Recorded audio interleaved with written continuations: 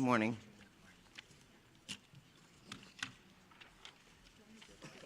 All right, thank you very much. Perfect. Thank you, we're good. All right, thank you and good morning. Welcome to today's One Voice press conference for the wildfires and the windstorms that are impacting LA County. We welcome you. Run of show for today. We have speakers. There's a speakers list. Please help yourselves to one of those. After that, we will segue to question and answer with members of the press. Allow me to introduce to you our first speaker, Los Angeles County Chair of the Board of Supervisors, Catherine Barger. Thank you, Helen. Thank you for joining us here today. Earlier this week, the Los Angeles County Board of Supervisors declared today, January 9th, a day of mourning in solidarity with the federal government's in honor of the passing of former President James Earl Carter. Ironically, today is turned into a day of mourning for more reasons than the one as we mourn the loss of lives and property across our county. While we are still facing significant threats, I am hopeful that the tide is turning. Thank you, Chief Maroney. Thank you, Chief Crowley. Yesterday afternoon, as the winds died down, we saw the return of aerial drops and aerial firefighting, a truly, truly welcome sight.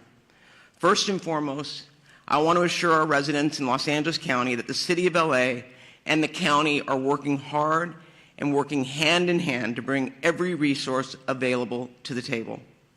Last night, the county opened the Pomona Fairplex as an additional shelter for those evacuating and those who have suffered losses. The Fairplex will also continue to take in large animals that are in need of a home. The county is working to harness and utilize the incredible outpouring of generosity from individuals, nonprofits, and companies that want to help. We have heard that many companies like Airbnb, Uber, and Lyft are offering free or subsidized services for those impacted by the fires in Los Angeles County. The county will be sharing all of these resources through our recovery.lacounty.gov website. In addition, the state has activated CAL FIRE Management Team 3 and assigned them to the Eaton Canyon incident. They will be joining Federal Management Team 5 in their ongoing efforts, we hope as early as tomorrow. CAL FIRE Team 3 will be tasked with overseeing victim search operations and damage inspections to facilitate debris removal operations and setting up disaster recovery assistance centers. This will allow Federal Management Team 5 to focus on firefighting operations and the active front. As Supervisor Horvath mentioned yesterday, wildfires do not care about jurisdictional boundaries. Between the city and the county, we are managing the various resources that are coming online with the increasing demands on our first responders. I saw this firsthand driving through the streets of Altadena yesterday. Driving up Lake Avenue, the devastation could not be missed. The number of homes, businesses, and buildings that were on the fire dwarfed in any sense of available resources. Altadena is a very unique and special part of the 5th District. It is a community that embodies the spirit of a big, small town. A community full of rich culture, history, and one that passionately supports the small businesses that drive its economy in the community. It is also one of the only communities in Los Angeles County that manages the urban wildland interface. Altadena is a resilient community. They have seen some significant battles before, but the scale of the impact today is larger than anything that I have seen in my career. The loss of historic resources at Eaton Canyon Nature Center, Farnsworth Park, and the Altadena Golf Course cannot be measured. I saw fire engines and companies from El Dorado County and other parts of California joining Los Angeles County Fire in an effort to protect life and property. In the midst of the emergency, we've all seen individuals who are targeting vulnerable communities by burglarizing and looting homes. This is simply unacceptable. You will be hearing from our DA, Hockman, shortly regarding his efforts to hold these individuals accountable, and I promise you, you will be held accountable. Shame on those who are preying on our residents during this time of crisis. The emergency order will be strictly enforced by the Sheriff's Department, who are proactively patrolling to protect these communities from looting and any criminal activity. They have made 20 arrests of individuals who will be held accountable for the actions that they've taken. I want to thank President Joe Biden and Governor Gavin Newsom for pledging to bring federal and state resources to help Los Angeles County in our moment of need. President Biden's disaster declaration includes the promise of public assistance and individual assistance. We will begin the process of rebuilding. We will have critical resources available to ensure the residents of our communities are not fighting these battles alone. I intend to bring in a motion with Supervisor Horvath as my co-chair or co-author to ratify the county's emergency proclamation at the next Board of Supervisors meeting. Make no mistake, this board and this county will continue to do everything in our power to ensure the safety of our residents as we look forward to the path of recovery. With that, I would like to introduce Supervisor Lindsay Horvath. The mayor, but let's announce the elected officials. Okay, so who are we going to? Mayor Bass. I'd like to introduce LA City Mayor Bass. Thank you, Supervisor. One voice, that is the way we speak, and that is the way we stand here united. Los Angeles will stand united and stand strong. So first of all, my thoughts are with the thousands of Angelenos who are impacted by this emergency, as more Angelenos were forced to make the terrifying decision to evacuate. Our priorities, of course, are to keep Angelenos safe and to protect homes.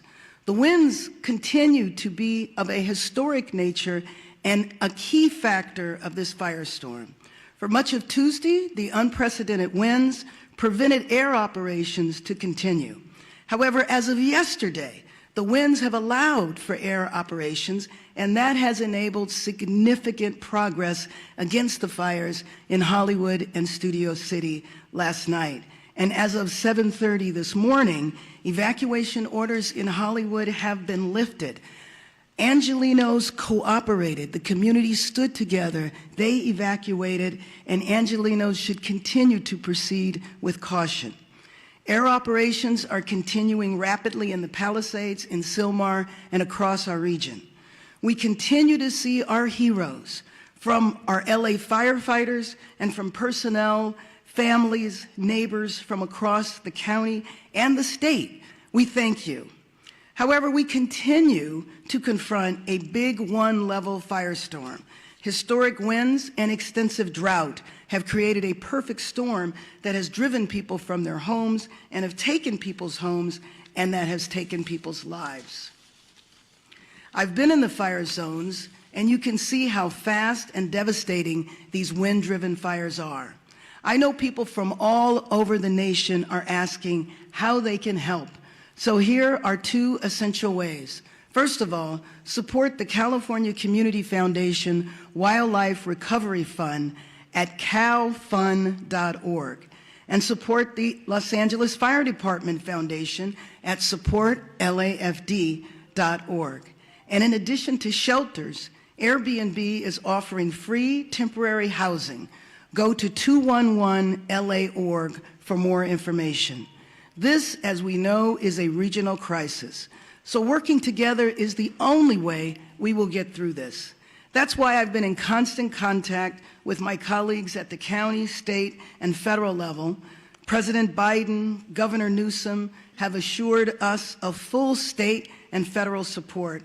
And of course, County Chair Barger and I are fully coordinated, as I am with all of the local elected officials.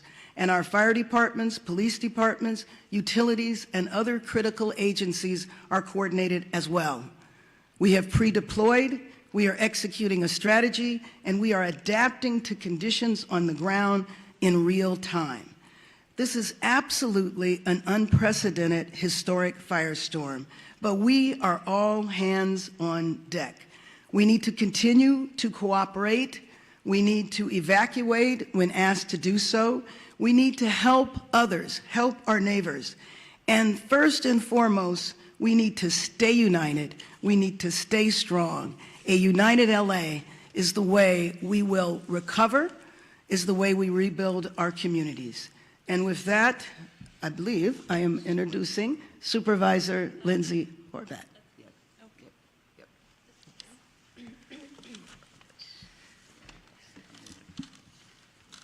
Good morning. The strength and resilience of Los Angeles County is more than anything we are seeing on the ground. I know this because of the relentless fight that our first responders, our firefighters, our law enforcement officials are putting forward, giving it everything they've got to take on each of these fires throughout the region. That being said, this is testing even the strongest among us. Last night, I personally received an alert from Nixle that I too was under evacuation warning, and I was put in the shoes of tens of thousands of Angelenos who have been facing this from the moment the fires broke out. No one should have to choose which priceless memento they're going to take with them or leave behind in order to stay safe, for their families to stay safe, for their communities to be safe. I've heard from so many community members about the pricelessness of the community centers, the faith centers. I know that in the Palisades alone, there are more than 20,000 Jewish community members, and I was contacted by the Jewish Federation and the work that they are doing throughout the region to support the Jewish community. We've heard with the Eaton fire, the loss of so many faith centers throughout the Palisades fire and so much more. These are not just structures. These are places where people have made lasting memories, memories they will hold on to. But as they look at their community now, their hearts break, and we are in mourning with them. This is a time of grief, and that is why it is tremendous that our governor and our president and all of the leaders behind me and all of the leaders out throughout Los Angeles are standing strong for all of our Angelenos who are suffering great heartache. The Pacific Palisades has suffered immense loss, and my heart goes out to all of the residents who are continuing to try to understand what is left of their homes. In the Topanga Canyon, I've been speaking with residents throughout the night, and I know that One Topanga and TSEP have been in constant communication with those on the ground, and we are in communication with them to ensure that we are supporting Topangans on the ground. I know there's this morning a fire active behind the lumber yard, and the chief has personally deployed resources to ensure that we are actively fighting the fires in Topanga. Topanga Canyon is a treasure, and we are fighting to protect it. Sunset Mesa, when you look at what is left, is heartbreaking. The community members of Malibu and Santa Monica, which last night declared a curfew because of the tragedy that they're experiencing on top of the fire, people trying to take advantage of this crisis. It's absolutely unacceptable, and we will all stand together to keep each and every neighborhood safe. The Hollywood Hills, my heart broke with you last night. I am grateful for the swift work and the aerial assault that took place in order to protect our Hollywood Hills quickly. When you saw a home go up in flames in Studio City, you wondered if that was going to be the next outburst. The residents of Studio City, we stand with you. And in Sylmar, we have at least achieved some containment of the Hearst fire, but we have a long way to go, and we are watching and standing with you. This is a moment where we will share detailed updates, but we will not forget that behind each of these updates is a person who deserves our support. With that, gas shutoffs continue to affect more than 15,000 people in Malibu from Brentwood Country Club to Pepperdine. A boil water advisory remains in effect for the Sunset Mesa community from Topanga Beach and Coastline Drive to the south on Shore Heights Drive on the north, and Topanga Canyon to Carbon Canyon Road in Malibu, including communities of Big Rock and Carbon Mesa. Metro fares remain suspended today thanks to the leadership of Metro Board Chair Hahn and our CEO Stephanie Wiggins. If you have essential travel today, please do so safely away from the areas of the evacuation orders. If you do not have essential travel, please remain indoors. For the latest updates and service impacts, you can go to alerts.metro.net. LA County Assessor Jeffrey Prang has shared property tax installment deferral applications, misfortune, calamity, damage reassessment applications, and disaster relief FAQ for property owners affected by the fires at assessor.lacounty.gov. All LAUSD schools and Santa Monica Malibu Unified School District schools in the 3rd District are closed. With that, mental health supports are available through the county's Department of Mental Health. You can call 800-854-7771. Please use this resource. We know you are experiencing traumatic pain, and we want to do our best to help start healing. Thank you for the outpouring of support from across the county and across the country. Emergency Network LA is coordinating volunteers and support through enla.org. Our county is doing everything possible to respond to these fires until they are contained. And as Chair Barger referenced, today is a day of mourning. And in the words of former President Carter, our faith calls us to do all that we can, wherever we can, with all we can. And in this spirit, indeed in this moment calls us to do the same. Thank you. Next, I'd like to welcome LA County Fire Chief Anthony Maroney. So good morning. Thank you, Supervisor Horvath. I will be providing an Eaton Fire update in addition to a Region 1 update.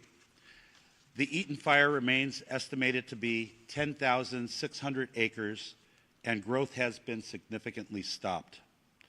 And we have 0% containment. We have over 879 firefighting personnel assigned, and mutual aid resources continue to arrive to assist with this firefight. From this point forward, incident fatality information and reporting will be the responsibility of the Los Angeles County Sheriff's Department.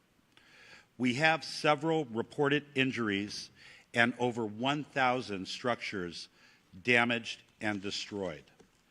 The cause of the fire remains unknown, and it continues to be under active investigation. As I stated yesterday, as soon as a cause is determined, we will advise the media. The Lydia fire that started yesterday in Acton has been 40% contained, and forward progress has been stopped. It is limited to 348 acres. The number of resources assigned to this fire siege event has increased significantly, and we have a much better posture than we did on Tuesday and Wednesday. Out-of-state resources continue to arrive in Los Angeles County and City, and we are appreciative to our fire partners from throughout the Western United States for providing assistance to Los Angeles County in our time of need. Regarding the current red flag warning, the National Weather Service predicts the warning will remain in effect for Los Angeles County and the majority of Ventura County through Friday.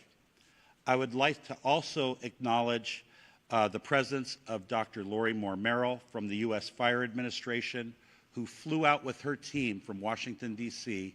last night to be with Fire Chief Crowley and I so they could witness firsthand the challenges and the devastation that have resulted.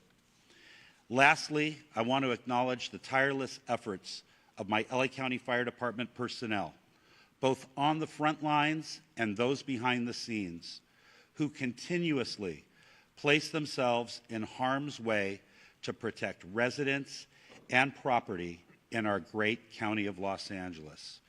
Thank you for always being there, and continue to be safe as they take care of themselves, those around them, and the people we serve and protect. Thank you, and I'd now like to invite up Fire Chief Kristen Crowley of the Los Angeles Fire Department.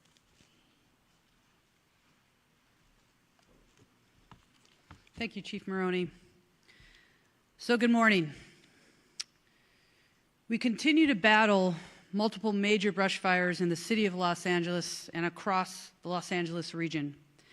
Today, we expect winds to subside somewhat, which will allow fire crews to increase containment lines. However, and I want to be very clear here as well, we are still under red flag warning with extreme fire behavior possibilities. Before I give you an update on several fires in the city of Los Angeles, I have to take a moment, for all the right reasons, to thank the residents of Los Angeles and our surrounding areas for heeding our instructions. Today, it is absolutely imperative that as we move into day 3 of this firestorm, all members of our Los Angeles community maintain vigilance. I will now give you an update of our activities that occurred overnight. Palisades fire, as we know, started January 7th at 10:30 hours in the morning. Size at this point is 17,234 acres. We are in unified command, LAFD, CAL FIRE, LA County Fire, LAPD, and LA Sheriffs. 0% containment. Extreme fire behavior continues to challenge firefighting efforts for the Palisades area. Wind gusts are up to 60 miles per hour and are expected to resume throughout the entire day. Firefighters and air resources will continue to work to protect the community and infrastructures and gain control so that we can contain this fire. Damage assessments are ongoing at the Palisades fire. However, preliminary reports estimate the damage or destroyed structures to be in the thousands. It is safe to say that the Palisades fire is one of the most destructive natural disasters in the history of Los Angeles. We will continue to provide additional information as it becomes available. I'll move on to the Hearst fire. January 7th start. The size, 855 acres. We're unified in command, LAFD, United States Fire Service, Angeles National Forest, and LAPD. 0% containment. Firefighters held the fire within a planned containment area and are successful, and we have established a perimeter. Crews were able to get a handle on a few of the flare-ups over the night. We will continue to strengthen our containment lines and create a number of dozer lines to minimize the fire growth. Next, Woodley fire started on January 8th. The size, 30 acres. Containment, fully contained, and we are using fire patrols to monitor the area for any flare-ups. The fire has been declared as a knockdown, and there are no current threats. Next, the Sunset fire, which is in the Runyon Canyon area, started last night, January 8th. Size 42.8 acres. Forward progress, I'm very glad to share with everybody, was stopped, and the crews are working to put out spot fires within the perimeters and to keep the wind from spreading any additional embers. As of 7:30 this morning, all evacuation orders have been lifted. This fire was rapidly and aggressively attacked by using coordinated air and ground fire suppression efforts. Residents heeded our timely evacuation orders. More information to come on that. Next up, the Sunswept fire, which is in the Studio City area. As I talked about all the previous incidents, On top of this, our fire department was faced with another massive challenge. A very large structure fire encompassing 2 large hillside homes with heavy fire, which exposed brush, broke out in the Studio City area of Los Angeles. The high winds caused the fires to extend within the adjacent brush, potentially causing another additional brush fire. Our LEFD poured all available resources into this fire, and through a combined effort, were successful in preventing another devastating brush fire. Our firefighters stopped the forward progress at just under 1 acre. Also, to be clear, all of the incidents that I just spoke about are all under an active investigation. Let's talk about the preparations for today. The LAFD continues to augment and recall all of our firefighters to fill every single available seat on every single available apparatus within the city of Los Angeles. Firefighters continue to move into the Southern California region from across the western region of the United States, and we are very, very grateful for any assistance that we are receiving. Weather conditions are beginning to turn favorably, which will allow us to increase our containment lines. Again, our primary focus remains on impacting and affecting rescues and saving lives while protecting property. The multiple incidents across the city and the region continue to tax our firefighters. However, rest assured that every single firefighter, first responder, law enforcement officer across the region remains 100% committed to protecting our communities. Here's your call to action. Stay informed with trusted news and official updates. Be prepared to evacuate if you live near a wildland area. Follow all evacuation warnings and orders without delay. We also ask the public to stay off the roadways and away from any impacted areas, which we want to make sure there's zero room for any other issues when it comes to delays for our firefighters, first responders to get to where we need to go. I want to take just a moment to thank every single Los Angeles resident who's been impacted by this for staying vigilant, supporting our first responders, and helping your neighbors. Thank you to Mayor Bass, our city leadership, everybody that is here. As you can see, we stand with every single community member, business, anybody that's been negatively impacted by all of these incidents. We stand with you. We're going to remain strong with you as well. And I tell you, we're throwing everything at this that we possibly can, and we're going to move through this and continue to support one another. With that, I will go ahead and introduce our next speaker, which is Sheriff Luna. Sir? Good morning, Robert Luna, the Sheriff of Los Angeles County. Currently, we have well over 400 sheriff's personnel that are still actively deployed to the fires, in addition to our normal staffing for patrol-related functions throughout the County of Los Angeles. Deputies continue to assist our residents with evacuations. They are performing a lot of humanitarian missions. So many stories to share, don't have time right now. Providing food and blankets to people, rescuing people who, unfortunately, did not evacuate when they were asked to. So you've heard it over and over up here. A lot of the stories of heroic actions by our deputy sheriffs, police officers, or firefighters, a lot of them are taking place from people who did not choose to evacuate, putting their own lives at risk. So please, if you're asked to evacuate, because it's not only your life you're putting in danger. We continue to conduct roving patrols, manning hard road closures, providing security in evacuation areas to prevent anyone who may be tempted to engage in criminal behavior like looting. It was mentioned earlier before by the supervisor, and I'm going to make this crystal clear to everybody out there. Over last night and this morning, we are up to 20 individuals who chose to go into our areas and deprive these poor of their property. Absolutely unacceptable. And I'm going to give direction to our department members. As you know, when we have an evacuation order by law, if you remain in that area, you are guilty of a misdemeanor. If you commit certain crimes, it could jump up to a felony. I'm going to be asking our employees to start enforcing that. That is very different than a curfew. Why? Because it's 24/7.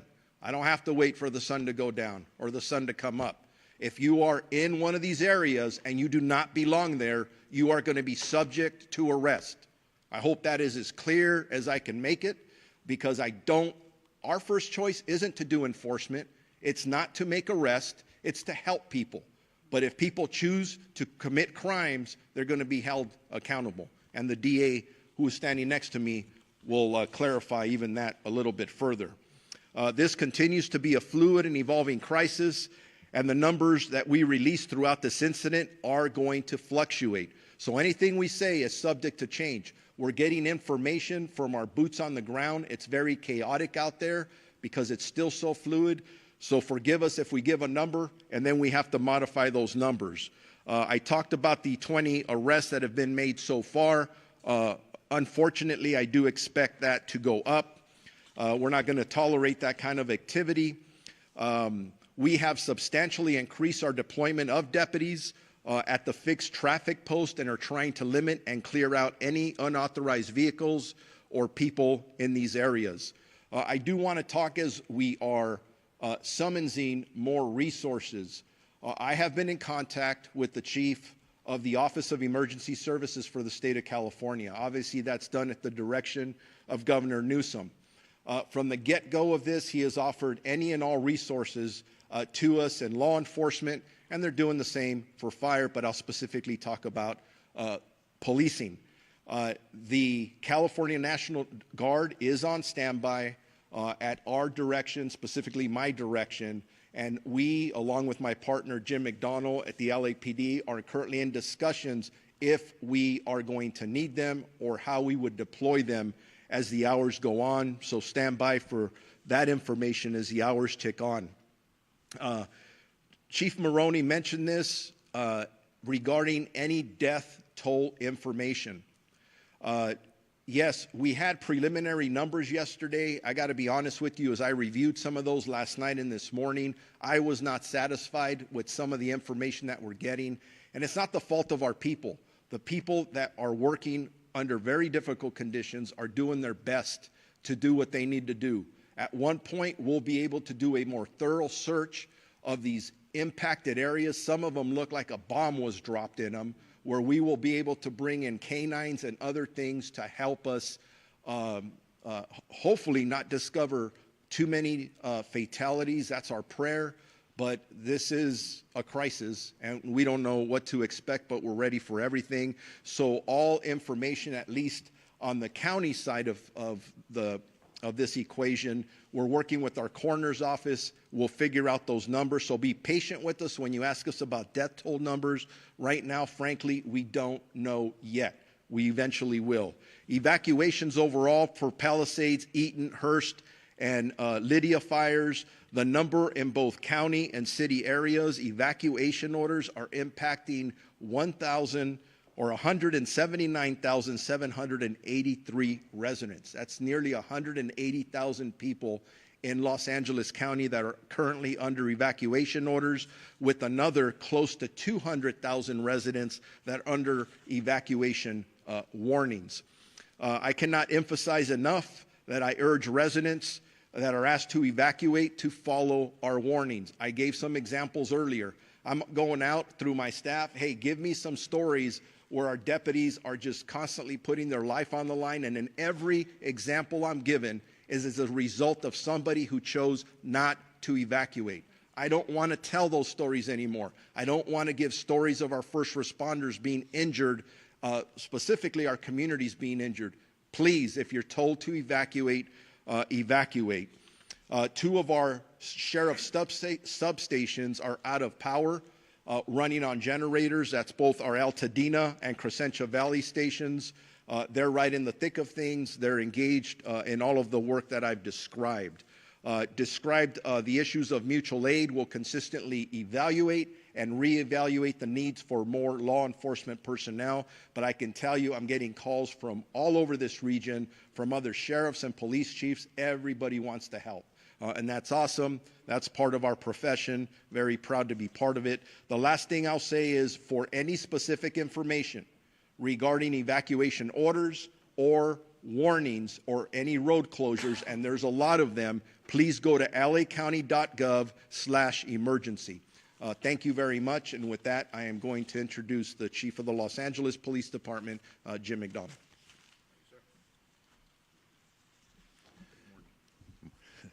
Morning, and I'll start off with a sincere thank you to all who have cooperated and supported the first responders and others who've been out there doing the best they can to make this as manageable as it can be. We're still on full tactical alert at the LAPD in support of our fire partners to be able to accomplish their mission. We're assisting with safety as well as the evacuation sites. You heard the sheriff quote the numbers of people who are out there using those.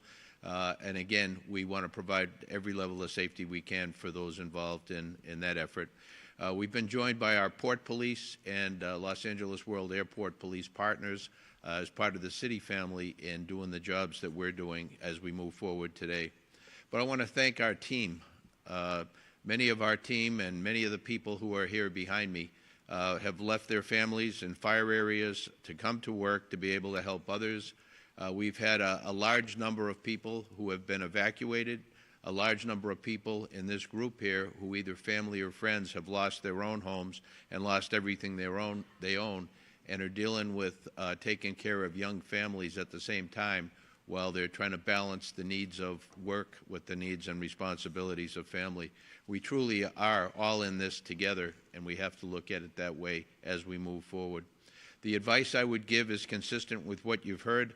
The air is not healthy for people who are challenged from a respiratory standpoint. So if you don't have to come into an area that's so impacted, please don't. Traffic, we're trying to maintain ingress and egress to our emergency areas for first responders in particular.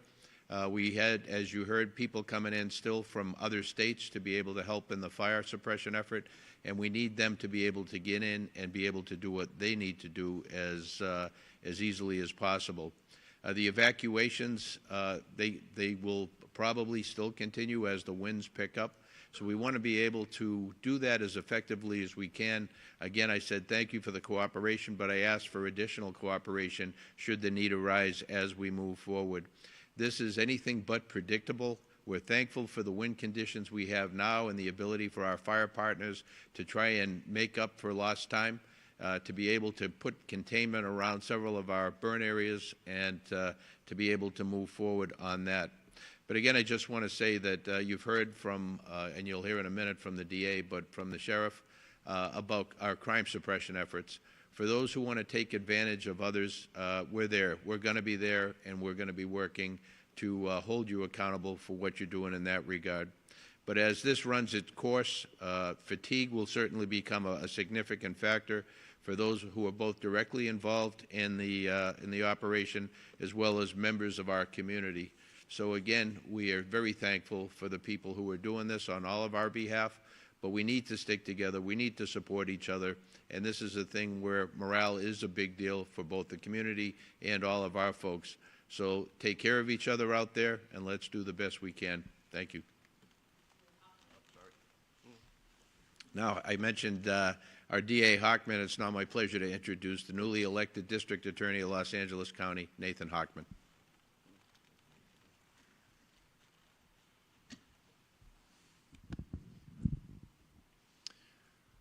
Yesterday, I bore witness by walking and driving through Pacific Palisades.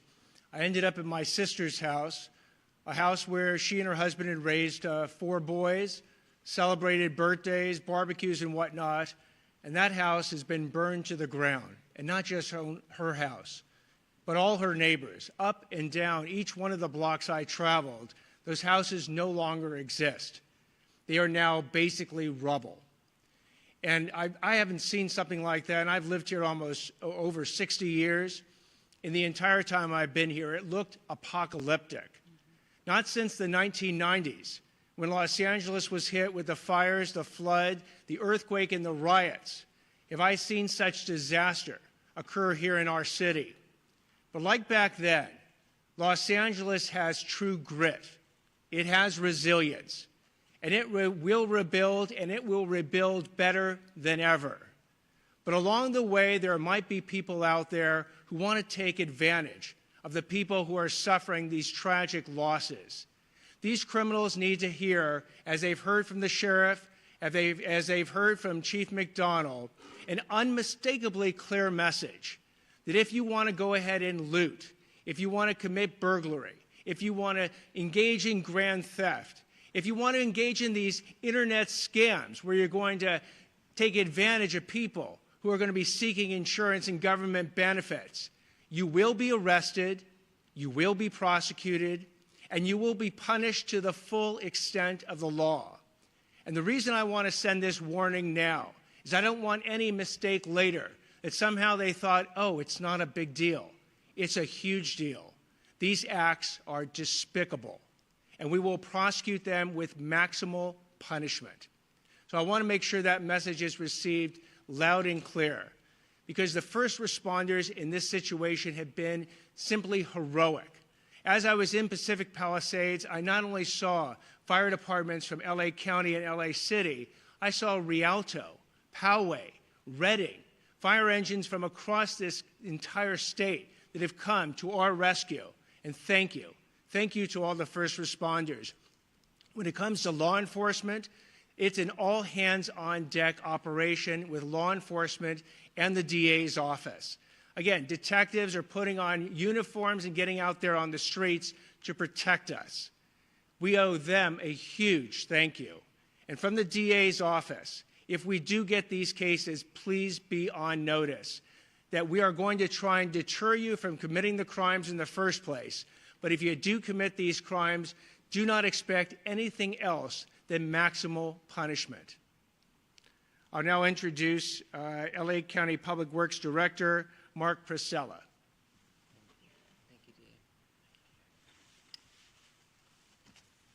Good morning. As was stated, my name is Mark Pastrella. I'm the Director of the Los Angeles County Public Works Agency. First I want to say my heart, of course, goes out to everyone affected by the devastating event. I personally toured many of the areas yesterday and met with residents, and as everyone here has described, it's an absolute tragedy, including the life safety support system, our infrastructure that has been destroyed that supports life in these communities. I know from personal experience that feeling a loss from a wildfire, and I have tremendous respect for our firefighters and other first responders, our police force, the Sheriff's Department for the work they are currently doing. In fact, our current mission, which has been going 24/7 for 3 days now, is to support our fire department and our Sheriff's Department and the local PDs in their efforts to save lives. That is our number one mission right now and what we are currently continuing to do, unfortunately, as this event is still active. We are also focusing on the inevitable recovery and repopulation of the areas that we will build back and build back strong. The current focus is on utility restoration, and I know many people are already asking about that. Your sewer, water, your power system, and the transportation system have all been significantly damaged. The heat of this system, the wind that blew also knocked down thousands of trees into the roadway. So what we have is a tremendous amount of debris throughout the communities that have had experienced this fire. This debris has been moved enough to let our firefighters and our sheriff and PD into the area to do their work, but it's going to need to be processed and moved safely out of the area, and we are working on a coordinated effort across LA County to do debris removal, the debris removal that it will be necessary to restore the community back to its former way of life. The debris can be hazardous. The debris that is on the private property is considered hazardous and may be toxic. And so I want to warn everybody now that is either there who's remained behind or who is visiting the areas. As was mentioned earlier, it is not safe. It is not safe to touch the debris. It is not safe to remove the debris yourselves. There is a process for that, and we will be mobilizing with the City of Los Angeles to provide a health review of every property and make sure that when we move that debris, that it's done in a way that's safe and safe for you and for the other residents who remain behind in the area. We are also working on water supply system. The water supply system currently is still supplying fire suppression. Last night we got to see the wonderful use of our reservoirs, the city's reservoirs and our reservoirs, to take water from the reservoirs and actually use firefighting event aerial attacks to the system. You saw what a difference that made in the firefight last night, and those reservoirs are full and continue to be ready and at the disposal of our firefighting friends.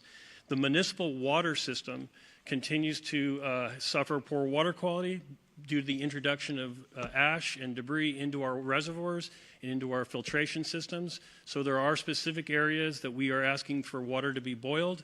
I would just say with all caution, anyone who's remained behind, if there is any residence in your area that is burned to the ground and you are still there, you should just go ahead and boil water.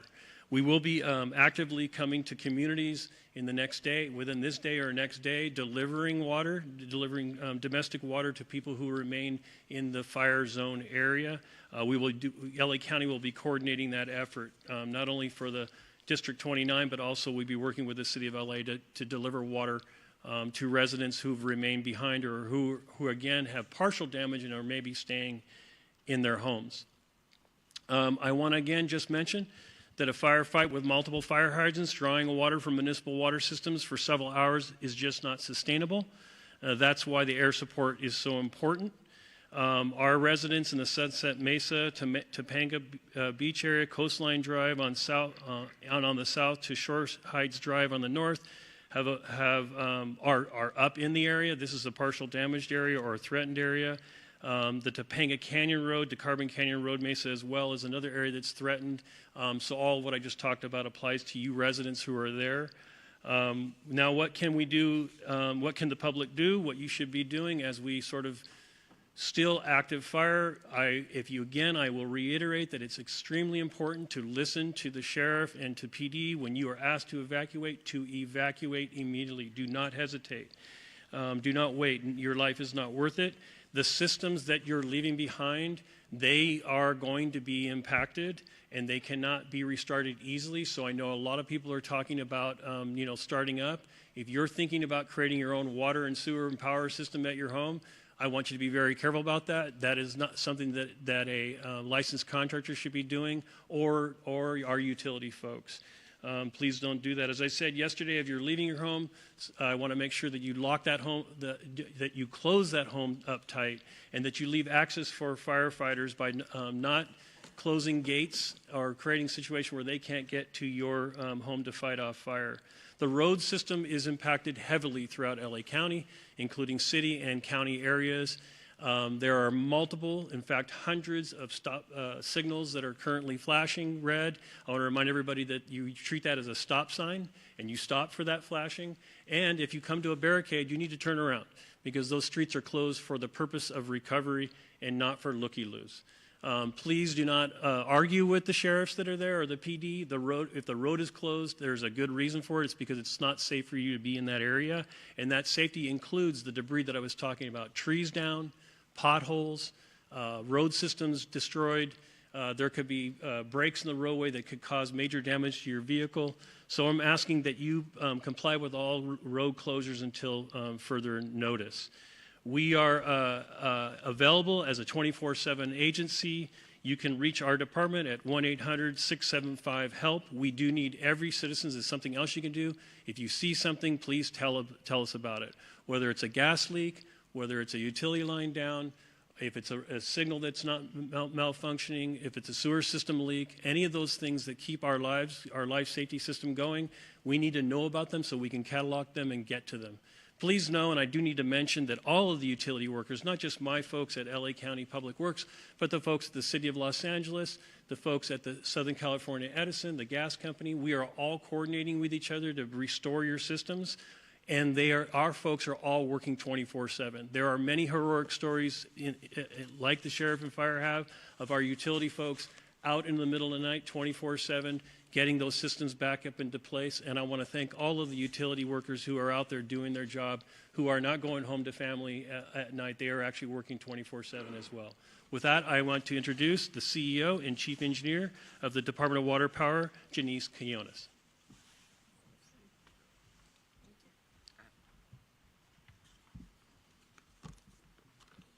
Good morning.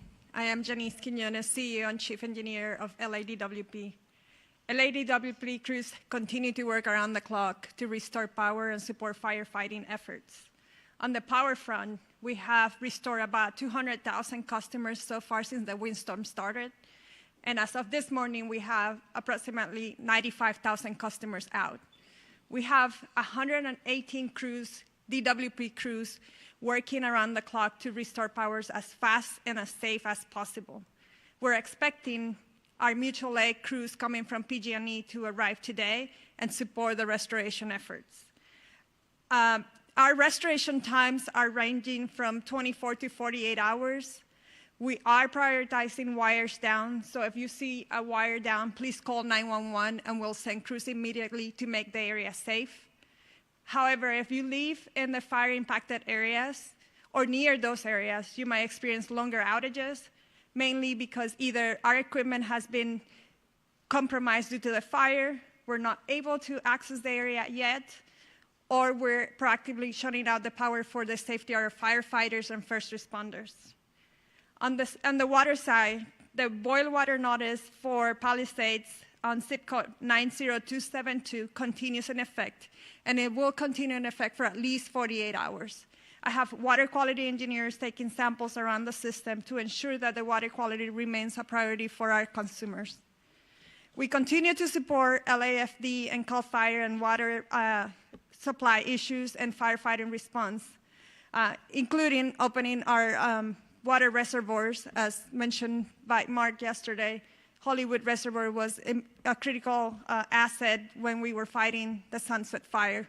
So all our reservoirs are open, that are open air for air assets, and we continue to work around the clock with other water agencies to increase the supply and pressure of the water system, including Metropolitan Water District.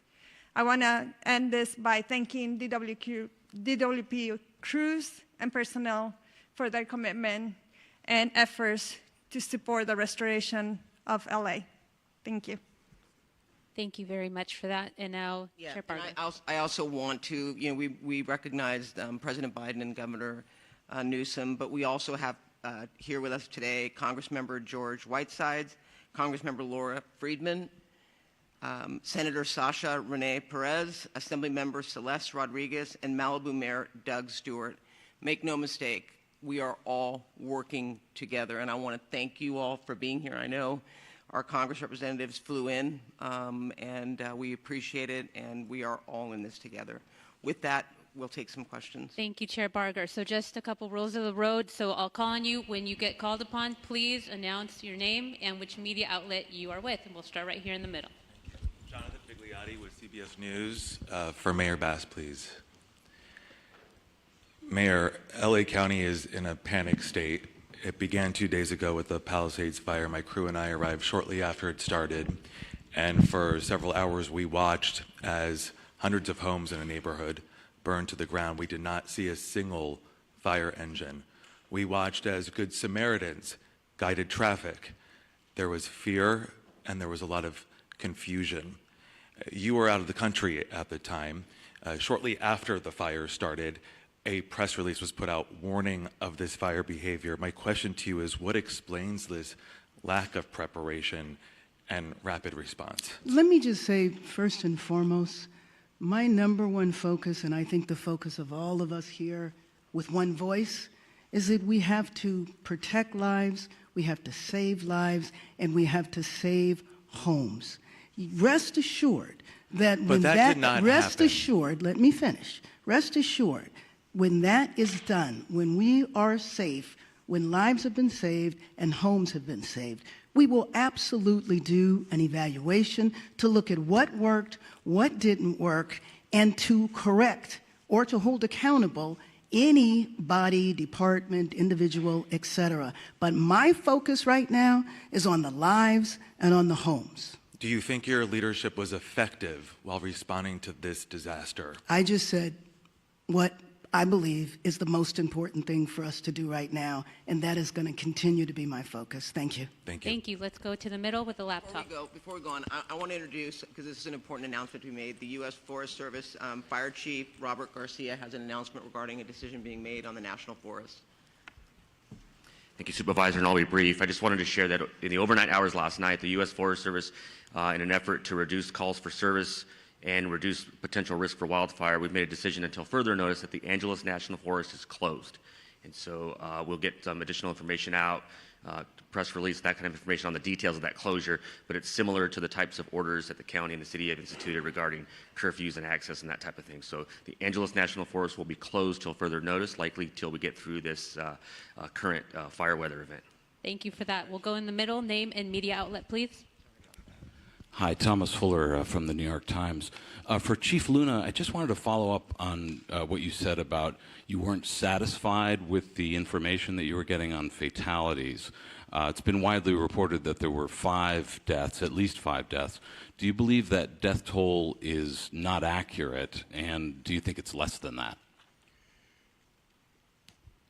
Based on all the information that I've received in the last probably 8 hours, I want to be more confident in the specific information that I'm getting. So what we're doing now is going back through everything because you got to understand the urgency, the chaotic nature of what we're dealing with, and we're still in the middle of that. So I want to make sure that as we go forward, at least for the Sheriff's Department, we're actually having our homicide unit involved because they don't only do murder investigations, they do death investigations, that I'm going to change the system and verify each number.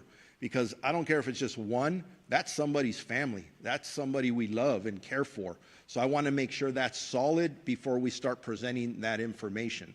Unfortunately, based on the preliminary information I've seen, at least in the two large fires that we're dealing with on each side of the county, unfortunately, I think the death toll will rise. I hope I'm wrong, but I think it's going to rise. Thank you for that. Let's go right over here in the front. Yeah, Josh Haskell, ABC 7 Eyewitness News. Mayor Bass, I've been on the fire lines the last 2 days. I've never seen firefighters this desperate. At fire hydrants, water not coming out, the pressure so low, the #1 tool that they use to fight these fires, not there. How frustrated are you about that? And also, I'm getting texts right now from the Palisades Highlands community. We're almost 48 hours after this fire started. There's not resources up there. The hydrants aren't working. Where's the National Guard? Where are miles and miles of water tenders? How are we addressing this? Well, Your reaction. first of all, you asked me, was I frustrated by this? Of course, because we all know that this has been an unprecedented event.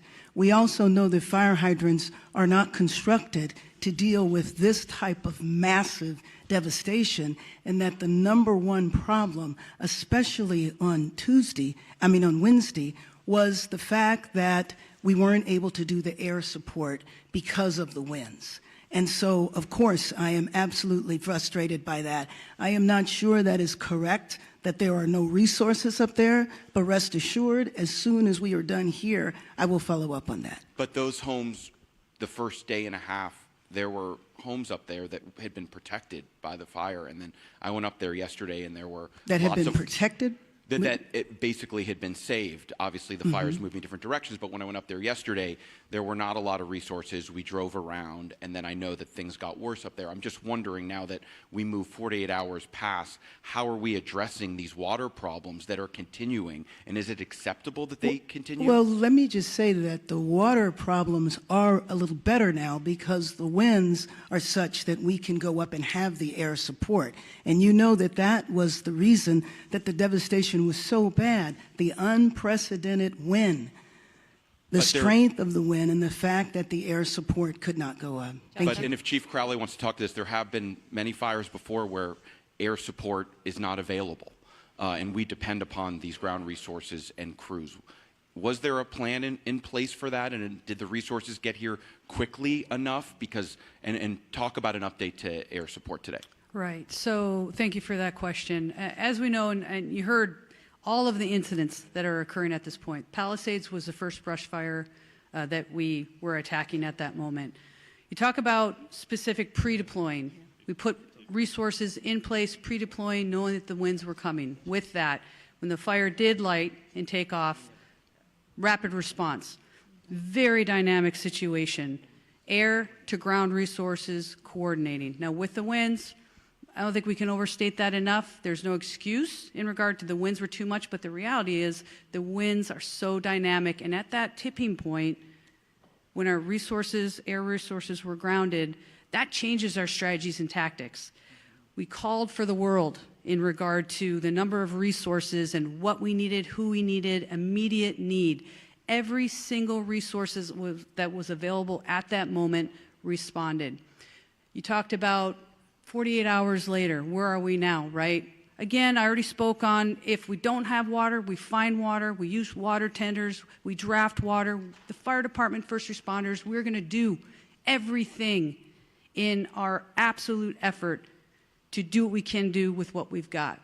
The good news is, with the wind subsiding, you're going to see water drops, you're going to see rotary, you're going to see fixed wings all day, unless something changes. Again, I did say 60-mile-an-hour wind gusts even today.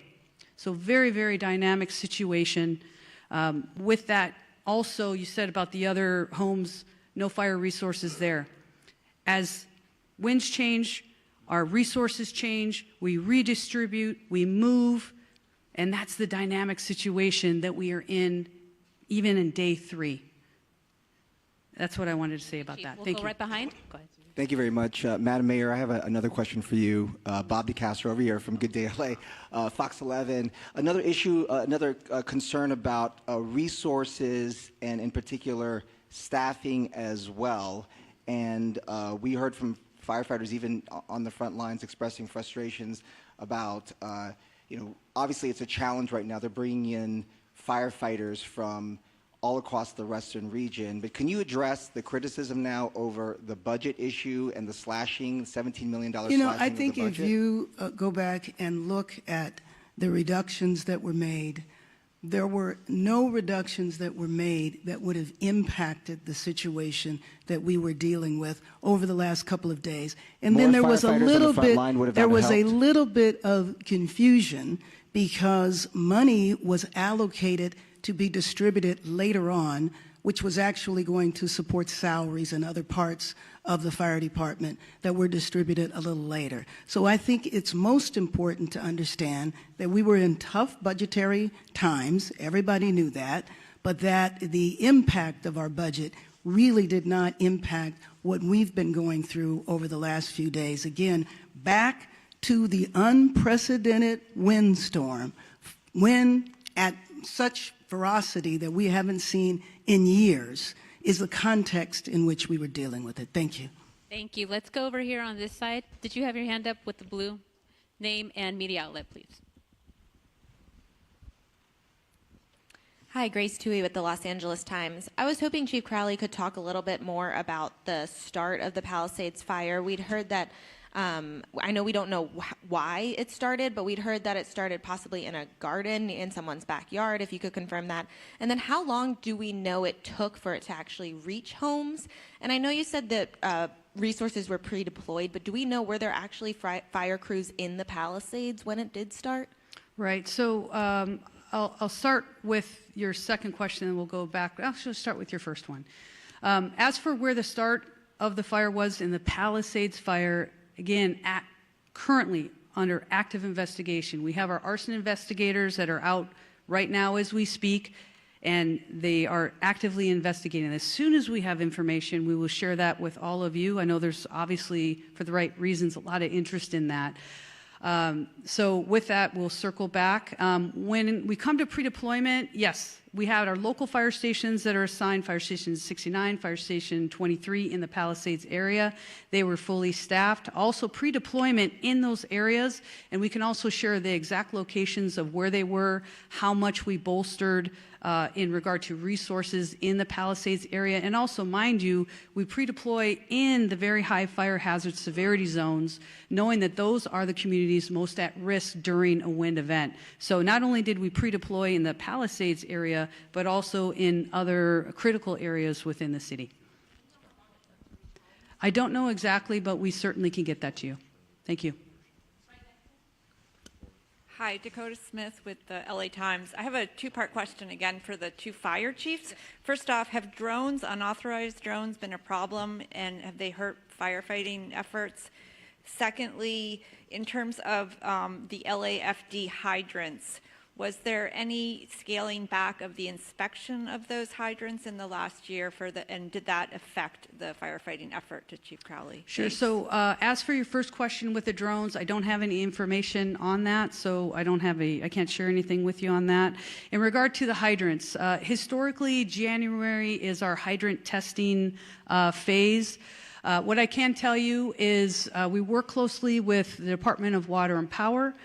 Those hydrants themselves are DWP's hydrants. They're to service the fire department. We partner with DWP in regard to that testing. Now, the very dynamic situation of where we are currently with the wildland season, if you may, there was a decision to postpone. We did not, in regard to the January start date, we have all year to test them. And also, mind you, our local fire stations are every single day going up and down the streets and looking at our hydrants. If there's any damage to hydrants, we report those as well. We were just kicking off that time frame of the beginning of the year when we normally would. What we did was postpone that because of the call volume that we're dealing with, and we're working closely with DWP at that point. I don't think it negatively impacted our abilities in this specific area. Thank you. Thank you. In the third row there. David Zahnizer with the Los Angeles Times. I have a two-part budget question. My first part is, can you talk about the reserve fund? Last year, there was a lot of concern that the reserve fund had fallen below 4% and was heading toward that 2.75 number that I think makes it difficult for the city to authorize spending. Do you know how low it has gotten at this point and how quickly you're burning through the reserve? Do you want to go with your second question too? Sure. Go right ahead. The second question is, do you have any concern about blowing through the reserve before the state and federal money will arrive? So let me just say that, as I said a few minutes ago, our number one priority right now is to save lives, to protect lives, to save homes. I'm not here to talk about the status of our budget. If you would like to do that on another occasion, that would be fine in terms of the reserve fund. I don't have those concerns right now, and I will say that after our first priority, then we will look back at everything that was done to do an evaluation to see what worked and what didn't work. Thank you. Thank you. We are over time. However, we will have one-on-one interviews. CAL FIRE wants to give an update on structures, et cetera, to get a clarification. I think it's important for you to highlight the numbers. Excuse me. Good morning. My name is Todd Hopkins. I'm one of the incident commanders for the CAL FIRE incident management teams. Of the thousands of structures, I just want to clarify, that have been destroyed, we get this initial intel from Intel flights, and what they do is they pick up heat signatures, and we base off those heat signatures an estimate of what structures are destroyed. What I want to clarify is that a structure, it doesn't necessarily mean that it's a residential structure or a commercial structure. It could be a vehicle, it could be an outbuilding. So we do have people, damage inspection teams that are on the ground that will go out to every single home. They will catalog whether a house is destroyed, if it's partially destroyed or just damaged, and all that information will be turned over to the city and to the county once the damage inspection teams get done. So although we know that there are many homes destroyed, the thousands of structures can mean many different things besides just a home. So thousands of structures, yes, but that could be a motorhome, that could be a car, that could be a shed. It could be a residential structure. So I just wanted to make that clarification. Thank you very much. And we are end of press conference, one-on-ones. We also have Spanish. We will conduct that over here to the side with Sheriff Luna and a representative from LA City Fire. Thank you. Thanks again.